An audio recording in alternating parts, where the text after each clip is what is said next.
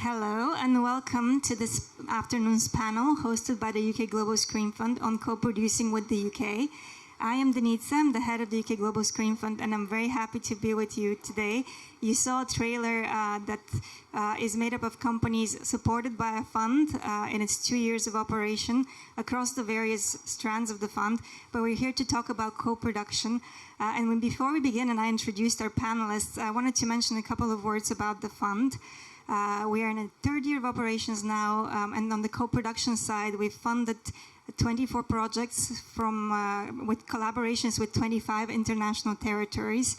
And the fund is administered by the BFI and funded by the UK government through the Treasury Department, overseen by the Department for Culture, Media and Sport. We provide funding in the form of non-recoupable grants of up to £300,000 for feature film projects where the UK is a minority participant, meaning up to 49% in the budget in a bilateral context and obviously lower in a multilateral context. We also provide funding for TV series in the genres of documentary and animation. We funded co-productions really on a global stage in the past 2 years with partners both in Europe, but also partners such as New Zealand, partners in Latin America, and we're very happy to have 2 very international projects with us today that have been funded both in the pilot year and in the first year of the fund, 2 very different projects. I will let each of the teams introduce themselves and speak about the project, but I just wanted to make a very quick introduction and start probably with Emily and Benjamin, who are representing the Settlers. We were very happy to congratulate the Settlers on their world premiere happening on Monday in Cannes. A round of applause, please. 2 p.m., please buy a ticket. I think they might be still available. It's a remarkable 8-party co-production, and every time I try to list the countries, I'm afraid I miss one. So I've actually written this down, so I had to read them. But it's really incredible collaboration. It's 8 territories, as I said.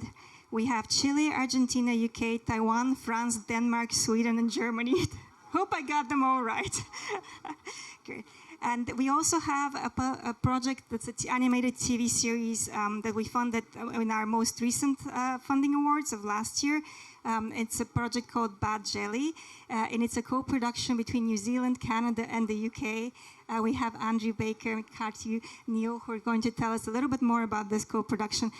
So maybe I will direct a couple of questions rolled into one, because I like to keep the audience and the panelists on their toes, and ask each of our panelists to briefly introduce themselves, talk about the project itself and how they came on board and how the project originated. And I'll start maybe from Emily.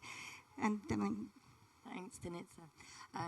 My name's Emily Morgan, and I have a company in the UK called Quiddity Films, and I suppose I've always been driven to work internationally, and this was really a dream project that came my way thanks to Benjamin. We'd been swapping projects for years, really, and trying to find ways to work together, and it was really as if the Global Screen Fund finally made that possible with the funding that was available, and it was, so that was Benjamin sent it to me. We then applied to Global Screen Fund, found the match funding, and then, I think it was one of the final pieces of the financing puzzle, but I'll let Benjamin introduce it. Hello, my name is Benjamin Domenech from Argentina. I have a company called Ray Pictures, based in Buenos Aires. Emily and I have known for each other forever. I think this, the UK Global Screen Fund was the perfect chance to be able to finally work together. We shared creative compatibility, so to speak, for many years, and we were trying to figure out what the best way to work together was. So this was the perfect project, and it all came actually very organically because we needed European and ideally UK casts on the film. So it was quite easy, simple, and very natural for the film to have a UK co-producer. It's actually 9 countries. Oops, missed one. I knew I would. No, but it's it's the US is involved, but in investment capacity. So, but it's been, the filmmaker and I actually studied film together many years ago, 20 years ago. So we've known each other for a while. He started directing short films, then he went on to edit for many years, and then he started slowly preparing this debut film, which we're happy to premiere here in Ansaltan Regalo. So it's a nice end to a long story. But yeah, we're extremely thankful of the UK Global Screen Fund. Thank you. Thank you. That was unprompted, by the way. And maybe I have so many questions about working with 9 territories, but I'll hold on to my questions and I'll allow Andrew and Carthew to introduce themselves in Badjelly. Hi, so my name is Andrew Baker and I run a company in the UK called Cantilever Media. This particular project, quite unusually given the Cannes Film Festival, is a 2D animated television series. And so traditionally I work in animation, both feature and series. So my last project was The Amazing Morris, which came out just before Christmas in the UK. And I'd actually been talking to Mediatek, which is the company in New Zealand that are behind this project, for probably about 5 or 6 years, about finding projects to work together on, trying to set up co-productions, and nothing really quite seemed to fit the bill. And originally this project, when it came up, was one that I was involved in purely on an advisory capacity. It wasn't supposed to be a UK co-production. It was going to be New Zealand plus, but we didn't quite know where. And it ended up that there was an opportunity for the UK to come on board, again, partly because of voice talent, partly because of writing talent, but also partly because this is based on a Spike Milligan's children's story. And so we wanted to make sure that it had a real flavour of the UK, as much as it did the other co-producing parties.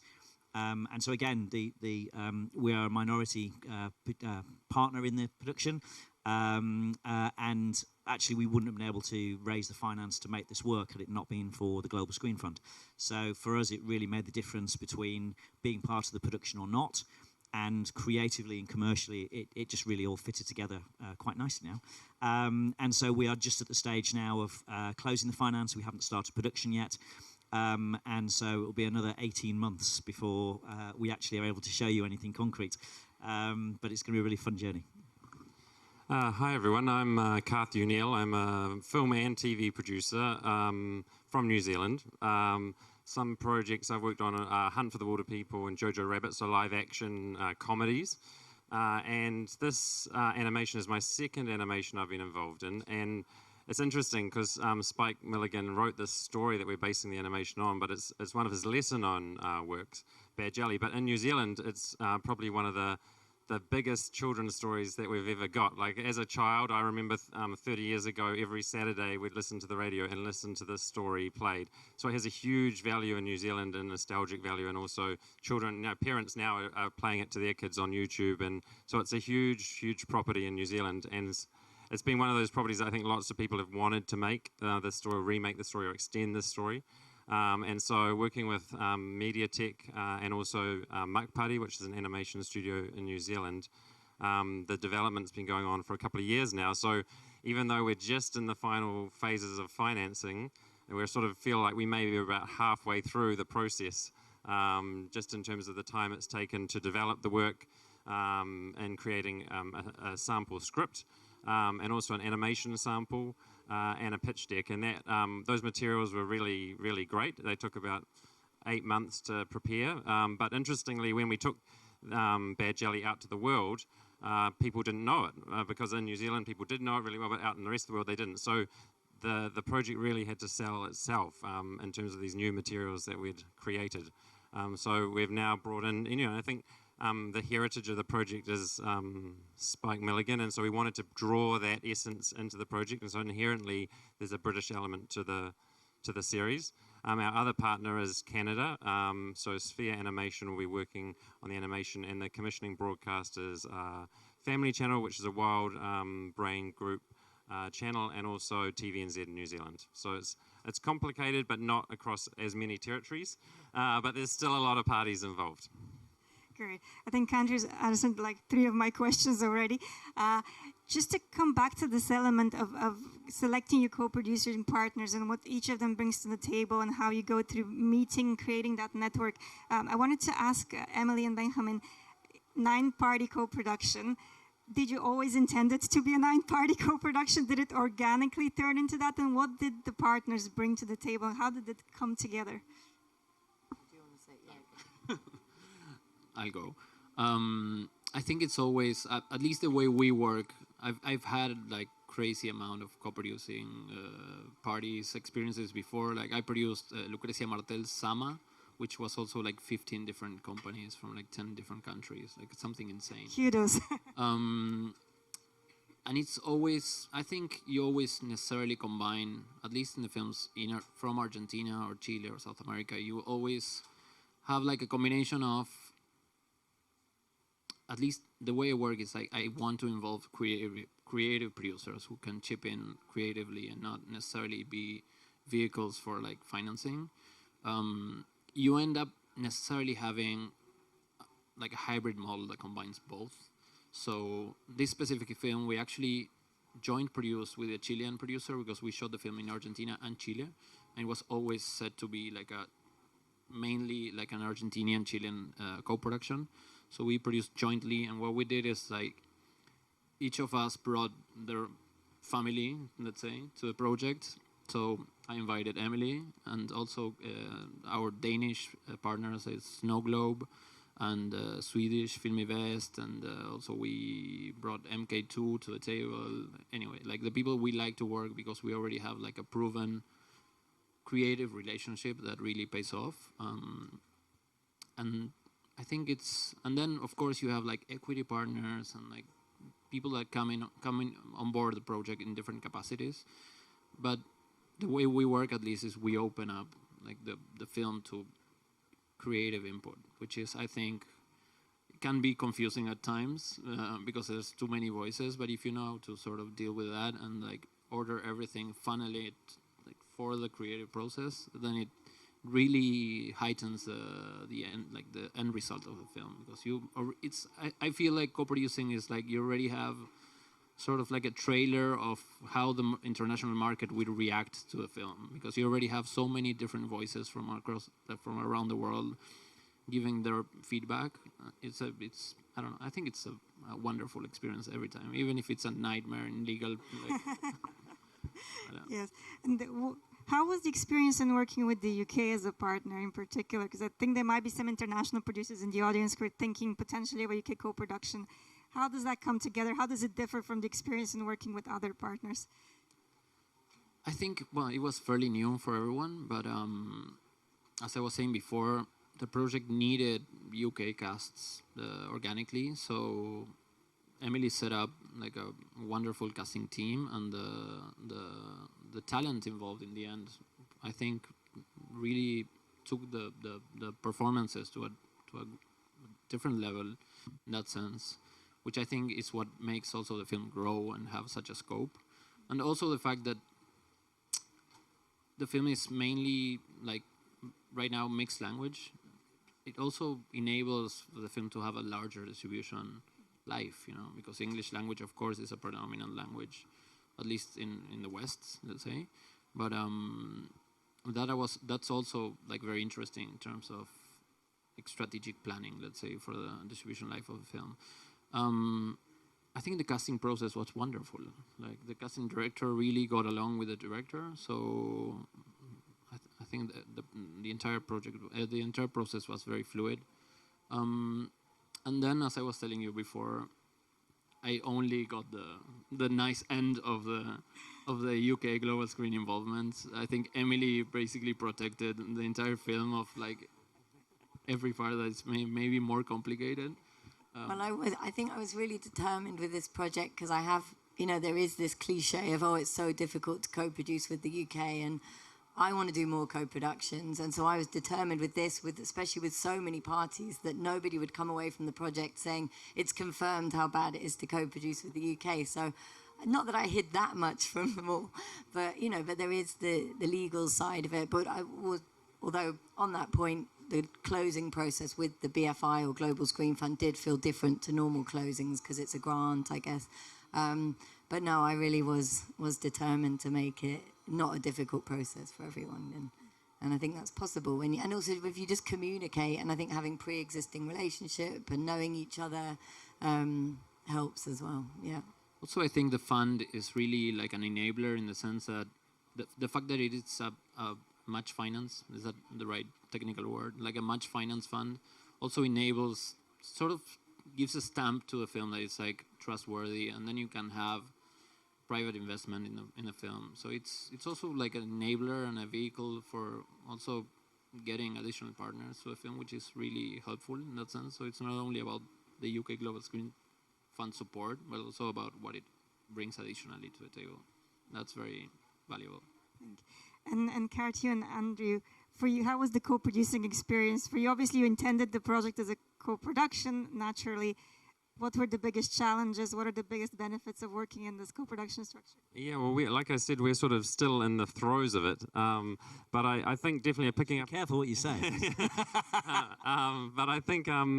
But I think that really picking up on what you've said, the pre-existing relationships are really important. Like a lot of the people who are involved have actually known each other, and various producers have known each other for a number of years, like Andrew was saying, and that helps a lot just in terms of that trust. And Andrew and I met 10 minutes ago for the first time after being on the phone for a year together. So you do have a lot of time where you need to sort of trust someone, and so having those relationships that are built over a number of years, I think, can lead into something like quite a long way down the track. And I think Andrew's doing the same job really in terms of buffering us, as I think every producer in each territory is doing, is buffering the others from the requirements of their own money that they're bringing to the table. And that's not just public money, it's also private money. I think it all comes with conditions and has to be worked through. So it has been really great working with Andrew so far, and I think the things that have been in terms of the British side, yeah. But I think, like that we said, the sense of, for us, it's about the sense of comedy. The comedy, the British have a certain sense of comedy that we want to bring into our work, into this series. Also, the musicality that we're going to bring in, that's part of Spike Lee's. We're trying to draw on that as well. I think also kind of a sense of the business acumen, the sense of the way to carve things up. I think, Andrew, you're helping us as a team, not just on the UK side, but across the board at times with advice, like you're saying. So that's where the co-production, I think, and we're drawing on our Canadian partners in the same way. And it is actually a really joyful experience, I think, having people in different countries and learning about how those countries are slightly different from you. And I think adding, all becoming additive to the process. So that's what I was saying halfway through. So, yeah, and I think there is always a danger if you have a project that's from one country that it becomes very culturally specific. And actually, if you're trying to appeal to an international audience, it's really important that you have some diverse voices in there. And that's not just within one country, but actually between countries as well. And so I think for us, there's a feeling that that combination of talent actually is going to make the series far better than it would be, even if all the money was raised in one territory. It just actually makes the film, or the series rather, much, much better, and the process much, much more interesting, having all those extra voices and opinions and things. And for me, so, Carthew and I said, this is the first time we've actually met. You're taller than I remember from Zoom, but, it's fine. Whereas Roger, who's the other partner in New Zealand, Roger and I have known each other for 5, 6, 7 years now. And so we were always looking for projects. And now we've got Badjelly. We've actually got another feature film that we're just sorting out right now. So very much like the number 9 bus, you wait for 4 years and then suddenly you get 2 at once. So for me, it's that relationship is really, really important. Roger and I want to do lots of projects together. And now that Carthew and I have been working together, we're going, what else can we do together? And how can we find opportunities? So for me, a co-production is not just about that one project in that moment in time. It's that relationship. It's that that shared experience that you can build on for other projects in the future. And for me, that means that my future projects will be more international. We'll be able to hopefully raise money quicker, and hopefully they'll be bigger and better. So the whole thing for me is, as Carthew said, it's very additive. It all adds together to make something better. That's a great endorsement for co-production. Talking about the financing journey, because that's often the element that we hear a lot of producers referencing as having difficulties in getting that last piece of financing together, putting together the budget, knowing where to tap different sources of financing. How did you experience this journey, or still experiencing this journey, together as co-producers, and how did that finance plan come together? What were the elements that you had to put in place, and how important a part did the UK public funding play for your project? So yeah, obviously Ben can talk more about the other territories, but for the UK, it was that search for some money that could match fund with Global Screen Fund was, it wasn't that easy. I definitely had to do some digging, and I looked at maybe post deals as an option, or also whether we could put some of what was good actually was potentially we could have put some of the MK2 MG against as match funding. But in the end, I worked with Finite Films, who brought some gap money, and that was what sort of sealed it. But it definitely took some pitching, and I think it was good with there being so much other soft money in the project that there was a position for gap that could come out first. So that was part of the sell, because obviously it's not it's typical first feature, execution dependent, not completely English language, potentially challenging subject matter, and luckily we got the actors as well, which I think helped with me pitching it to commercial financiers. But it was a challenge, but we got there. To clarify what Emily is speaking about in terms of requirement is the funding on the UK side for UKGSF requires you to have a third-party financing that's not the UK GSF grant or the UK tax relief if you're claiming such. So you do have to secure some either private investment against the UK share, or it could be a source of money of national funds such as Screen Scotland, Film Cymru Wales, Northern Ireland Screen, or it can be a sales agent minimum guarantee, as long as it's on the UK side. So the UK producer does have to put some more effort into it and try to find an additional source of financing to demonstrate their entrepreneurial spirit and to avoid over-reliance on public funding. So that's kind of the match component that needs to happen on the UK side, outside of the fact that the UK contribution, including the UK GSF grant, is also obviously matching international funding as well. So, no, I was just gonna say that in that sense, it was very good to go to UK funds, the last, just because, as Emily was saying, we had structured the finance in more of a soft finance and public funds kind of way, like cooperation funds between Argentina, Chile, like funds in each country, cooperation with France, but like all of them were like non-recoupable funds, let's say. And in the end, we did have like an interesting recoupment schedule proposition for any kind of gap finance private. So I think that was also interesting in order to get like Finite Films attached to the film as well. So obviously a TV series is slightly different in terms of the financing available. But for us, we were very lucky in that in New Zealand, we knew we had a big chunk of the finance right from the get-go. And so for the UK, it was really about working out how we could structure it, and also where the rest of the production would then come from.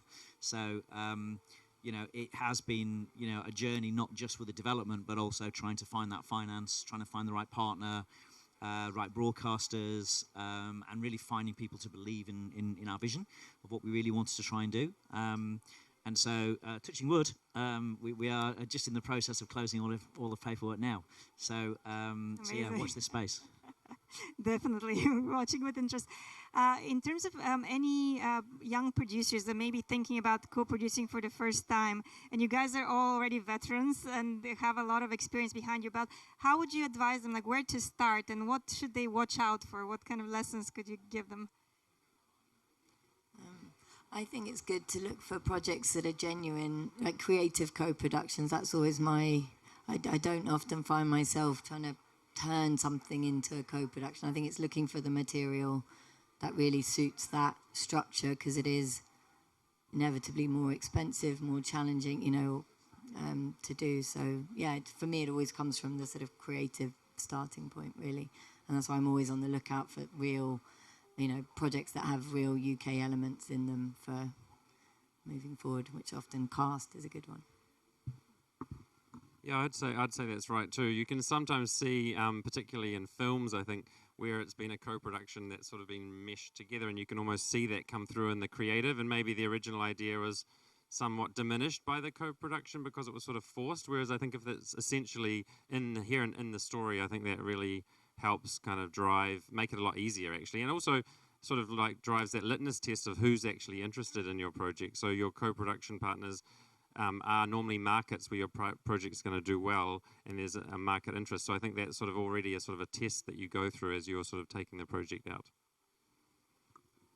Oh yeah, I think that's a very interesting point. Like having co-producers who can actually bring interesting distribution in their own territories usually also boosts like the perception of the finished film. Or, but I do think as producers we need to be also malleable. Like it's not only about finding like the perfect organic co-production. Like it would be a lie to say that we are not like malleable and flexible. It's just like I think our job is to understand when malleability turns into like a forced situation, and that's usually a mistake. But it's like about understanding what's the limit and where you can push the boundaries and where it's starting to be fake and it's really affecting the content itself.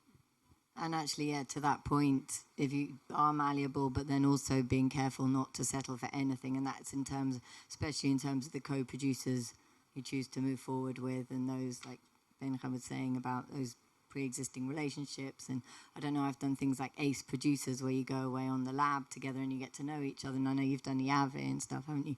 Where you just work out who you really do have a shared sensibility with in terms of the way you work or your creative aspirations. And I think that's what's really important, especially if you are going to start moving into sort of financial co-producing.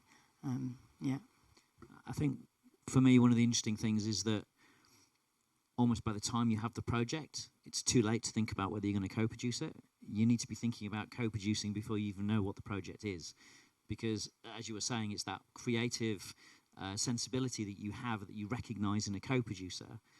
And so for me, I've got people that I've been building relationship with for the last 5-10 years, and some of them I'm now co-producing with, some of them I haven't yet, but I will at one point when the right project fits what they want, what we want. But because I already now know them and we know each other and we know what kind of things we're willing to work on, it just makes it a much easier process rather than saying, okay, we have a script, how do we finance it, where's it going to go? It's like, well, of course, we, for example, the script we have now, it's set in New Zealand. So it was like, Roger, what are we going to do? Here's a script. What do you think? Because I knew he would like it. In fact, and he said to me, look, let's do this together. It's a great script. Let's do it. So even though it's completely different from Badjelly, different genre, so it's a film and it's a thriller, live action. So it's really about as far away as you can get from a 2D family, animated series. But it doesn't matter because actually it's the relationship and that kind of communication that we have that, for me, makes the co-production work. So in terms of advice for it, I would say, go and meet some people at markets like this and think about, what territories and what connections might make sense for the kind of things that you're interested in doing. For animation, it's often driven by the fact that you need to spend a lot of your budget in an animation studio. So you get to know the studios all over the world before you have a project to even talk about. But if you're talking about other genres, there might be other elements of your story or your projects that you normally do that you think, well, actually, I'm going to do a lot of things that need sunshine. So I'm going to go to places where there's lots of sunshine where they do filming and build relationships with people who are there and see if we can find, therefore, a potential co-producer. I love the idea with a place with lots of sunshine and like rainy Cannes. Just like Cannes, yeah, it's lovely. It's not the same as last year, definitely isn't. Lovely. I'm very keen to open to audience questions, so I'll ask one last question. Sorry, I should have prefaced that. One last question to our panelists, and in particular to Emily and to Andrew. The UK producers are the ones that make the application to the UK Global Screen Fund, and that can be a long process, and there's a lot that you need to prepare. Obviously, the source of financing on the UK side, that's third party, we already talked about. What would be your advice to anyone considering an application? And I will say our fund is reopening for applications on the 3rd of August, so that's coming up quite fast. What would you say to them in terms of preparation, when to start, what documents to put in place, etc.? So I guess the most important thing is just to be aware of the criteria and what it is that you're actually applying for. Read the guidance notes, go into the online presentations and watch while the team explain what it is you're applying for and what they need from you. And then really it's just about being clear about how you're going to actually meet that criteria and what the project's about, why it's something that, should fit that criteria that you have. The thing, obviously, that you do for this particular fund is you apply, but you don't necessarily know if you're going to be successful. So you have to apply in advance, but you also have to have had the rest of the money at least in vision. You need to know how you're going to put it all together. So the fact that it's not just once a year is really, really important, because it means that you can start thinking about, well, which round do I apply for? What would make most sense for my project? When will I have those other bits of the finance coming on board? So yeah, I mean, the process itself is relatively straightforward, but you just have to have a lot of preparation and make sure everything is there and all the evidence is there, whether it's letters of intent or heads of terms or whatever it is. You have to be able to show what you're doing. You need to show 60% of financing in place of the overall budget at the point of application. You need to intend to commence principal photography within 8 months of the deadline, or if you're a documentary, there's a completion requirement of 18 months from the closing of the deadline. So indeed, you have to have a vision about how the finance plan will come together and know very well in advance what your project is. Who does it speak to internationally in terms of audiences? And the set of criteria is quite audience and commercial focused, actually. We don't assess an editorial. We do read the scripts, but we make our assessment based on a list of weighted criteria in the guidelines that are very weighted towards internationally appealing projects with a strong finance plan, good track record of the producers, good benefits to the UK producer through the participation of opening new relationships, of reciprocity, etc. Yeah, so I was going to say it's good also say that there's a few deadlines per year, because the more you have in place, the further along the project is, the better. And because it's actually not a long time after, well, it's got longer, hasn't it, when it has to be going into production. So if you can go for the next deadline and get a bit more in place, I'd always recommend doing that. And then, yeah, also the thing of what your vision is for the project in the future, because I really had a sense of that it was, say, compared to the BFI normal production fund, this one felt actually much more about the getting films out into the world, rather than, say, when I'm doing BFI normal applications, it's often about talent development, or especially the films I've made. So I felt really had to be up on my game in terms of what the distribution plans were and what the audience would be targeting was. And so, yeah. Yes, and the good news for this year is obviously there's now 2 windows of application as opposed to 1, which was the case in the previous 2 years. So one has just closed, it was open in February, and the next one is opening in August, and this is the cycle that we want to maintain throughout the year. And we've extended the shooting requirement from 6 months to 8 months, so there's a little bit more flexibility in capturing the full year of production activities for everyone. Yeah. So maybe now's the time to open up to questions, and there's quite a lot of questions, so I'm just going to go. I'm not sure if there's a micro. Oh, Lauren's here with the microphone. Thank you. Maybe go with this gentleman here first. Thank you. So very interesting. So in terms of 40% of the budget, so could you give us an idea of how much your budget was and how much you got from the Global Screen Fund? So maybe I can explain a little bit the process itself. So we look for projects which are 60% financed at the point of application, with a path to the 100% within 8 months to commence principal photography. Our funding, the maximum amount is £300,000. It's also capped at 50% of the UK share, so it cannot exceed more than 50% of the UK share. Ideally, would prefer it to probably be less, but 50 is the cap.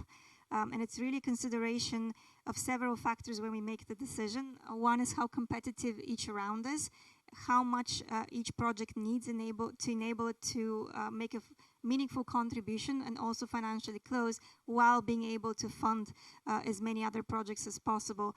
Our overall fund size is about 2 million per year, so that's 12 projects. And there's a lot of different budget sizes and genres. So we might have documentaries, which might be slightly lower budget. Then we may have feature films or animated TV series, which are slightly higher budget. So that individual award really depends on a number of factors. And the maximum is 300,000. I think awards have ranged from 85 on the lower end to 250,000 on the higher end that we've given out to date. So hopefully that explains it a little bit.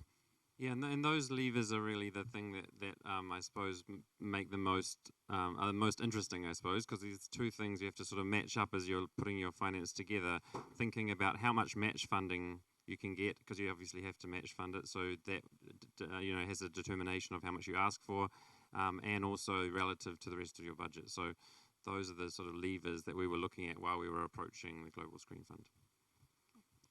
Another question. There's a question in the back, the lady in the white shirt.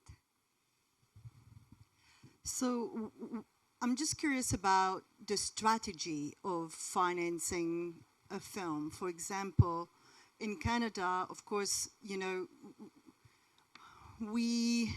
when we get funding, let's say from Telefilm Canada, we have so much time to get into principal photography. So, you know, I'm seeing two scenarios here. It's either you get your money from your country, and then you have established contact over the years, and then you reach out really quickly going, hey, we've got 50% here of the budget, we're looking for more, and everybody's racing, and yes, yes, yes, and I know you, and I trust you, and I've known you, and we had many coffees together, and it's great. Or you hold back, and you prepare your gang, like you're going to the war, and you line up your soldiers, and you go, okay, everybody, you go into your funding places, and you go pending, yeah, interest, and everybody comes back, and I succeeded. That's the two sort of like scenario I can picture in my head. Now, please, enlighten me as to what you think. Am I missing something? Combination. I think it's definitely a combination of both scenarios. Yeah, it's definitely you get your gang before, in a way, or at least you imagine it, or you start like slowly talking about the project and see if like your partners are actually interested in it. And it's also having your. It's usually like I'm gonna circle back once I have my own money, because always like the local funds need to like are basic requirement for any other co-production. So in a way you start talking about discussing the projects pretty much in advance, and then at one point you're like, okay, so I have my money, let's try and race for the. But I mean, sometimes it does overlap. I mean, I've done co-productions with two countries like that. My partners requested money for the same processes, and then we got both, and it's like a matter of redefining who does what and where. Like, so, but it is possible, and again, like malleability, flexibility, and also you keep begging forgiveness for the funds to like some delay, and like that's usually the case. Like you ask exceptions and exceptions and exceptions. I'd rather ask for this beforehand. fund, no, you can't start principal photography. And And I think the problem is in every country there are slightly different rules about when you apply and what are the criteria. And so, you know, you could be in a situation where you've got two funds in different countries that both require the other one to have gone first. And that's part of the joy of financing. Yeah, and just, you know, trying to show that actually everything is moving forward and it's the right approach. But I mean, I've got a co-production with Canada at the moment where we're going through this at the moment, and we have this SODEC application date, and then we have a telefilm application date, and you know, the first one you do, you're going to get a refusal, so you have to plan that you're going to fail the first one to be able to get a second. It's not even a science; it's an art form, and so that's why you have to rely on your co-producer. You have to rely on your local co-producer to know the system, to know the regulations, to know the people involved, and to know actually when do they need to put that application in. Because, you know, quite frankly, it just bamboozles me how it all works. But I can at least do the UK. That bit I know I can manage.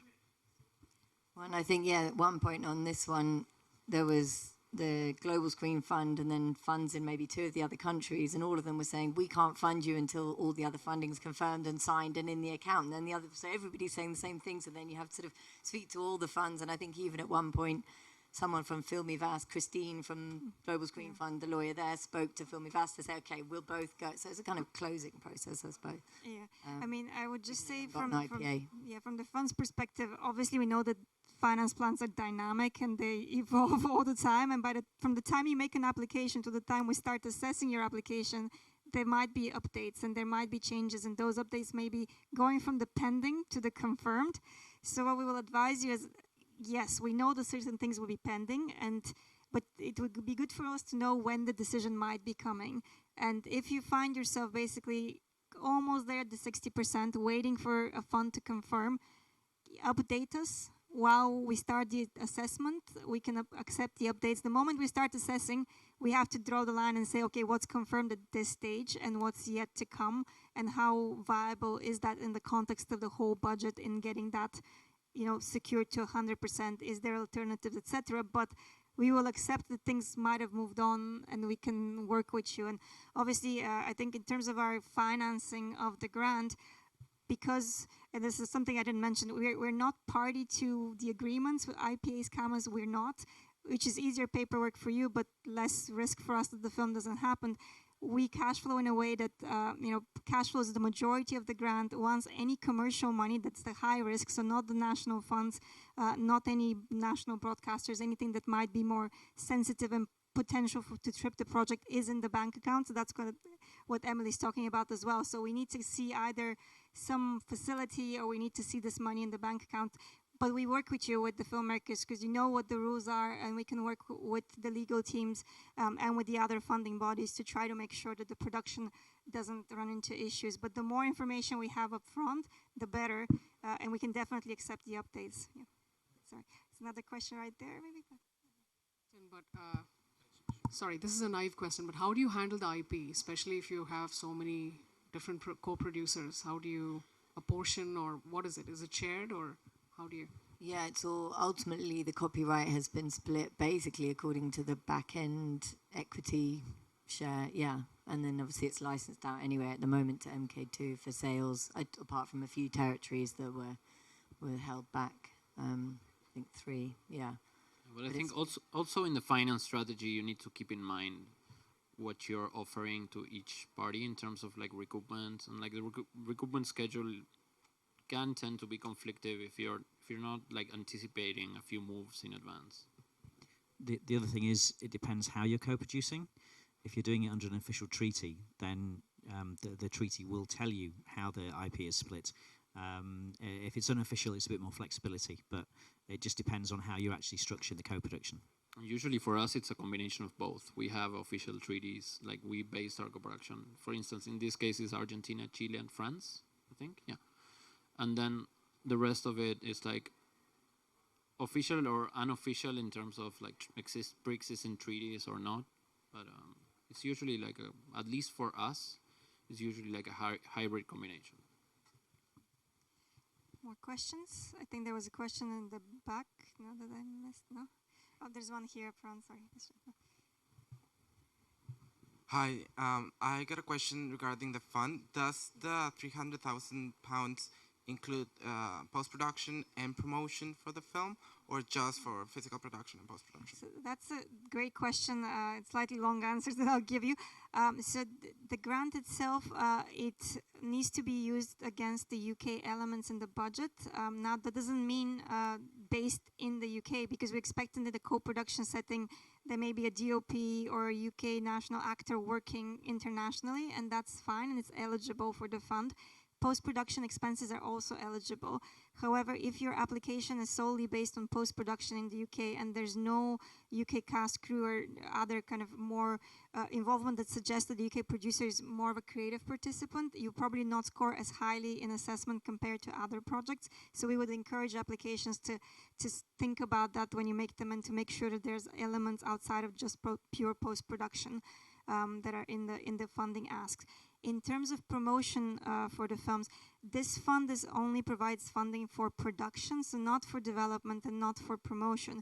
However, there's a fund that was in our trailer, that's a distribution fund, that does provide separately support for UK films to be distributed internationally, and you can access that both in terms of providing support for a festival launch at the festival, if it's in a list of festivals, any activities in the markets done by a UK sales agent, if there is such attached, and most recently a P&A, so print and advertising support for the foreign distribution, going towards the print and advertising budgets of the foreign distributors when the film is released internationally. So there is support for that, but it sits separately, and it's not the same application, and you have to basically apply again with other projects. But it's compatible. Sorry. And there's one question at the back right behind you. Hello. Sorry, I'm a little bit confused with the basic requirement for do you have to have funding from a local country, or you don't have to have the funding to be able to apply? So when we look at the production that's UK is a minority partner, we will be assessing the strength of the finance plan. So we will be looking at the majority producer and looking at what kind of funding they're bringing. It's a positive if there's a source of funding in the local territory, especially if the project is a co-production, let's say it's an official co-production, that will, for us, enable that project to have better chances of being distributed in the local territory. So we don't have eligibility requirements for where the funding comes from, but we would like to see funding where possible from the local territory for the majority producer. It may, certain other elements may still be pending. There may be funding from a third party, like the US often comes in, or we've had a co-production with China as well, where they've been a financial partner, and that's acceptable. You just have to think about the funding in the context of the co-production structure, and whether you're operating under an official structure or not. And there's reasons. We have preference for official co-productions if there's a treaty framework, such as a bilateral treaty, or you're producing under the European Convention. But we also will accept applications as unofficial co-productions if there's a valid reason, if there's no treaty framework. All the projects that we finance, they must be able to qualify as British, so either under the convention or the treaty or under the cultural test, which is a points-based system. So if you have questions about that, we're quite happy to facilitate the conversation with our certification team. Anna, who heads it, is actually here in the UK Pavilion. And we can make sure that you have enough information to make sure that you will be able to satisfy this when applying to the fund, and it's going to be a requirement for the funding to be released. Okay, thank you. One thing just in terms of television is that when you're going out with television, you normally always get your local broadcaster on board so that before you start going out to the rest of the world. And I think, if I remember rightly, the fund, you need two, if you're a minority UK co-production, you need two broadcasters, and it doesn't matter where they Yes. Is that right? So for TV projects, we have a minimum broadcaster requirement, indeed. If the UK is a majority party, that requirement is 3 international territories, so 3 broadcasters from 3 different territories. One of them can be the UK. It cannot be a streamer taking all of the territories, but it could be a streamer taking a single territory. And for minority UK co-productions, the requirement is 2 broadcasters that are on board at the application stage. I think we might have time for maybe 1 or 2 more questions. There's one here, yes.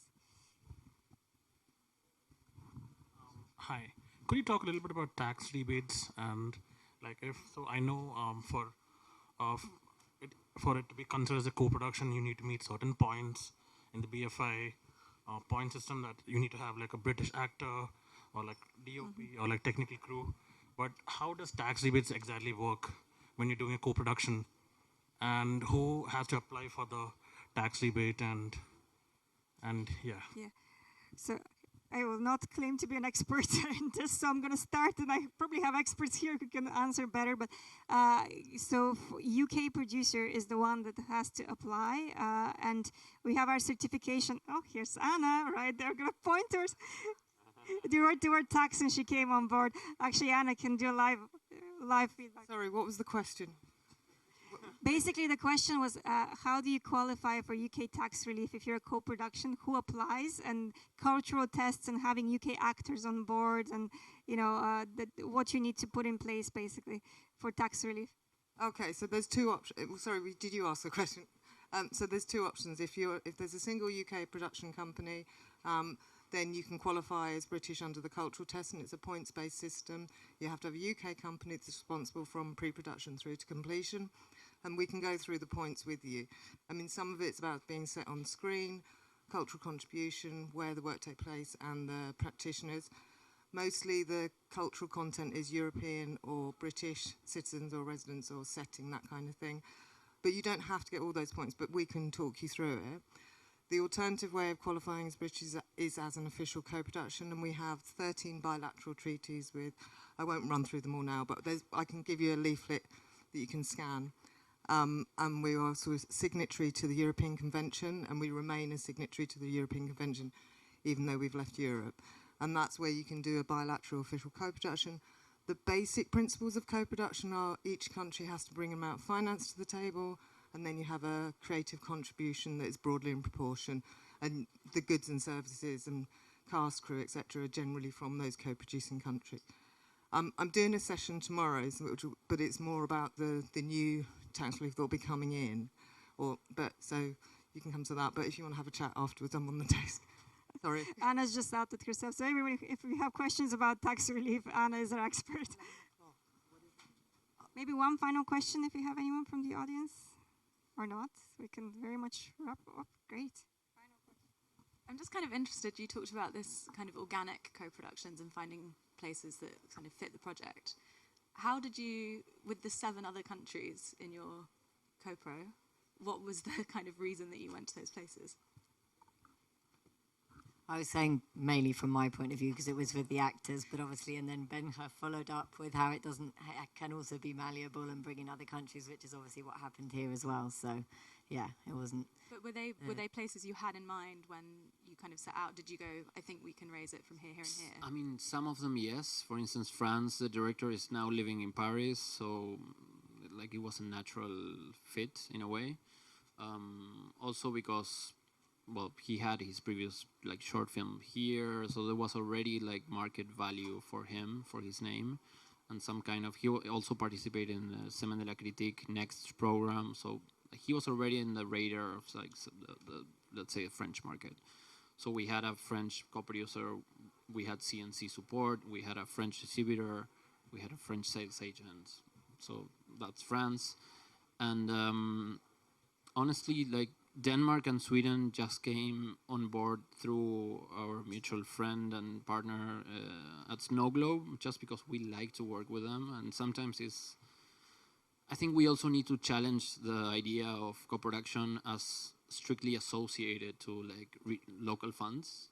Like I tend to also co-produce with friends and like people I like working with, and maybe they don't bring finance from their own territories, but they bring other people that might actually bring finance, and maybe they end up having like a small part of the back end or the film, but still they're a valuable voice, and their input and their network and their overall energy is very valuable to making the film happen. So it's a combination of both, but Catherine did end up bringing, Snow Globe did end up bringing like the Torino Film Lab plus EU scheme, which is actually Italian money but came through Denmark, and she was able to bring the Swedish Gothenburg Fund as well, Filmivest, which also entered as co-producers, and that honestly came out of friendship and like mutual will to work together. We're doing like a bunch of films like this with her. And then like Taiwan also came through a mutual friend who wanted to be in the project, and he ended up bringing like a Taiwanese co-producer just because there was a new scheme there, and we had like the sound post-production was still up in the air. We didn't know where to do it. And they had a brilliant idea of bringing like a very established sound designer who worked with like Wong Kar-wai in all his films. And this was going to be his first film in the West. So it was like so interesting to work with him as well, considering it's a period film. It's a period film that also defies the period itself in a sort of new way. So it was also very interesting to match that with a sound designer that was bringing a different universe to the film. So even if it were like, they were like weird scenarios, and they felt organic when they happened. And then I think it was interesting hearing Felipe, the director, say once that he kind of made a virtue of all the feedback coming in, that if, you know, when all the edit notes would come in, if the German producer was saying the same thing as the Taiwanese sound editor, then maybe there was a point, you know, and he was sort of starting to analyze all the feedback in that way rather than feeling overwhelmed by it. He started sort of looking for correlations and stuff. So it was no notes from the UK. He only pay attention, like he would only pay attention to notes if like there were coincidences, like from different parts of the world. We don't give notes, which is another good point. Thank you. I think this is all we have time for today. Thank you very much to our panelists. This was lovely. Thank you.